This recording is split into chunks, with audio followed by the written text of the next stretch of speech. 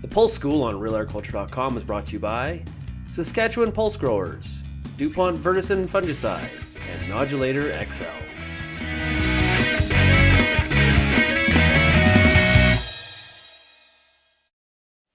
Okay, RealAgriculture.com is here with Wes Anderson with Richardson, based at Regina, Saskatchewan, and we are talking pulse establishment and specifically seeding rates. So what should farmers be doing before they head out to the field?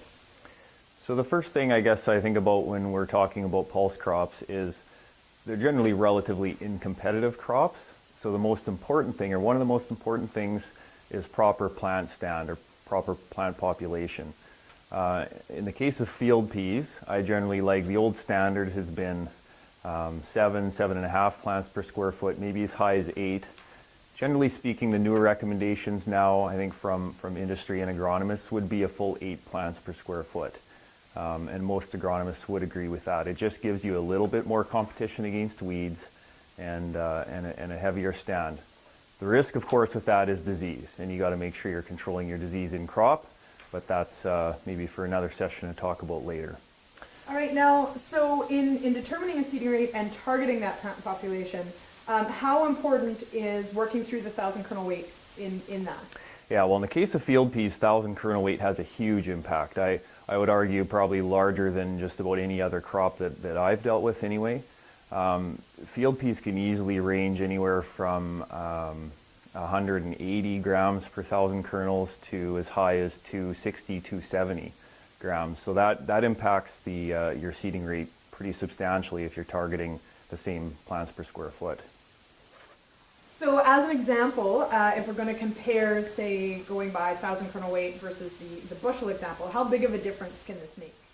Yeah, well, it's pretty significant. So as an example, seed that is 260 grams per 1,000 kernels, if you seeded that at the old sort of standard of 3 bushels an acre, 180 pounds, you would actually only end up with about 6.5 or just under 7 plants per square foot, which is just simply not enough. On the other hand, 220 gram seed, seeded at that same rate with the same mortality and germination, you would actually end up with a full 8 plants per square foot. So just that difference in 1,000 kernel weight alone can have a fairly large impact. Doesn't seem like that much. It's maybe 1.5 plants per square foot. But when it comes to weed competition and overall plant stand, it's important. And how much time should farmers allot to this? I mean, really, how long does this take?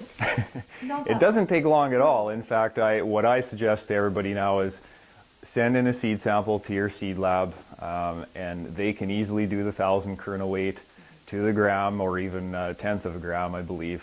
You've got all the information there. Get germination, vigor, 1,000 kernel weight, ideally a disease spectrum too, so you know if you're dealing with seed-borne ascochyta or anything like that might be a risk. And then it's just a matter of doing the calculation. And there's lots of calculators available online. Your Richardson Pioneer agronomist can help with that. Any agronomist for that matter can help you do that calculation based on what you expect for mortality and based on individual scenarios. Is there a decent rule of thumb for mortality when we're talking about, say, peas? It's kind of tough. It probably depends on how early you're seeding. If you're seeding into some really cold soils and whatnot, you could probably expect a little more mortality as opposed to warmer, moist soils. But I usually use about 5 to 10% would be quite common for peas. If you have quite dry seed, you might have issues with cracking as they're going through an air drill. So you have to be cautious about that sort of thing as well. Seed treatment can probably help limit your mortality from my experience as well.